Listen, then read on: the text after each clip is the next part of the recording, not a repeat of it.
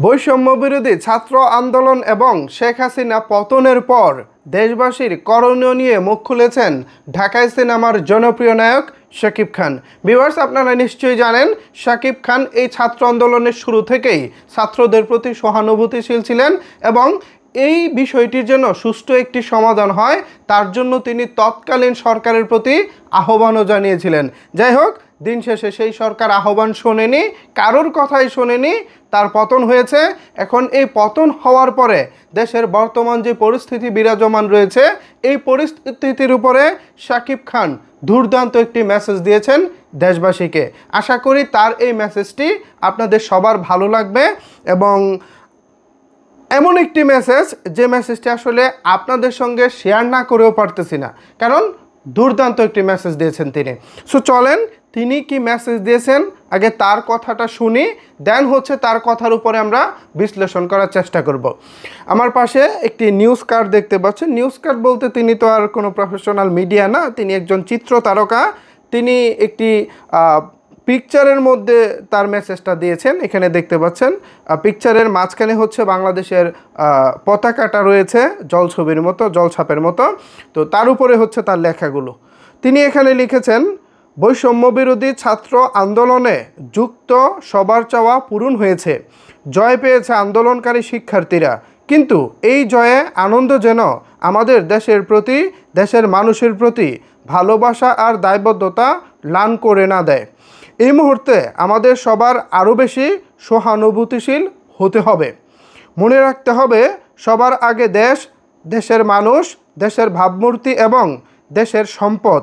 জাতি, ধর্ম, বর্ণ নির্বিশেষে দেশের সব মানুষ যেন নিরাপদে থাকে এবং দেশের সম্পদ সুরক্ষিত থাকে। আসুন আমরা সেই চেষ্টা চালিয়ে যাই, এটা আমাদের নৈতিক, সামাজিক এবং রাষ্ট্রীয় দায়িত্ব। দুর্দান্ত ছিল শাকিব খানের এই মেসেজ। আশা করি যারা শাকিব খানকে ফলো করেন বা দেশবাসী যারা রয়েছেন, শাকিব খানের এই আহ্বানে আপনারা মোটামুটি যার যার জায়গা থেকে একটা সহনশীল পরিস্থিতি বজায় রাখবেন, কারণ দিন শেষে তো দেশটা আমাদেরই। আজকে যদি একটা সরকারি স্থাপনা ধ্বংস হয়, দিন শেষে আমাদের টাকা দিয়ে কিন্তু সেটাকে মেরামত করতে হবে। তো সেই মেরামত করতে গেলেও একটা টাকার দরকার। বর্তমানে আমাদের দেশের যে অর্থনীতির যে ক্রাইসিস, পতন হওয়া শেখ হাসিনা সরকার আমাদের অর্থনীতিকে যেই জায়গায় পৌঁছে দিয়ে গেছে, বলতে পারেন সেটা একটা ভঙ্গুর অবস্থানে রয়েছে। এখন সেই অবস্থানে থেকে আমাদের কিন্তু মনোযোগ দিতে হবে দেশের মানুষের দিকে। দেশের মানুষের যেন কোনো জায়গায় কোনো কমতি না থাকে। প্রাথমিক যে বিষয়গুলো রয়েছে, যেমন আমাদের বিদ্যুৎ, যেটা লাগবেই, দেশে বিদ্যুৎ ছাড়া চলবে না। দেন গ্যাস, এবং তারপর তেল বা খাদ্যদ্রব্য, যে জিনিসগুলো আসলে ছাড়া আমাদের দেশ অচল। হয়তো একটা স্থাপনা কিংবা একটা ঘর বা একটা বাড়ি সেটা পরবর্তীতে হয়তো বা বানানো যাবে, কিন্তু দেশের এই চলমান পরিস্থিতিতে আমাদের বর্তমানে মৌলিক যে চাহিদাগুলো রয়েছে, সাধারণ মানুষের যে প্রতিনিয়ত যে দৈনন্দিন যে চাহিদাগুলো রয়েছে, সেগুলো মেটানোর জন্যও কিন্তু আমাদের অর্থনীতির খুব একটা ভালো অবস্থানে নাই। সো সেই জায়গা থেকে আমরা দেশবাসী সবার পাশে দাঁড়াই এবং ধ্বংসযজ্ঞ থেকে ফিরে আসি। আমরা একটা সমৃদ্ধশালী বাংলাদেশের দিকে এগিয়ে যাই। আগামীর বাংলাদেশ হবে সুন্দর একটি বাংলাদেশ, এবং সেই বাংলাদেশ নিয়ে আমরা ভবিষ্যতে বিশ্ব দরবারে মাথা তুলে দাঁড়াবো, যেখানে কোনো বৈষম্য থাকবে না, যেখানে কোনো ভয় থাকবে না, যেখানে কোনো পরাধীনতার ঘানি থাকবে না। আমরা চাই একটা সুন্দর ভবিষ্যৎ বাংলাদেশের দিকে এগিয়ে যেতে।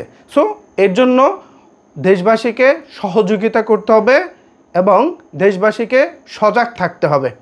আশা করি শাকিব খান যে মেসেজটা দিয়েছেন, এই মেসেজটি আপনারা খুব সুন্দরভাবে নিজেদের মধ্যে ধারণ করবেন। একজন সেলিব্রিটি বা একজন তারকারা যখন কোনো মেসেজ দেন, তখন কিন্তু সেটা গণমানুষের কাছে পৌঁছে যায়।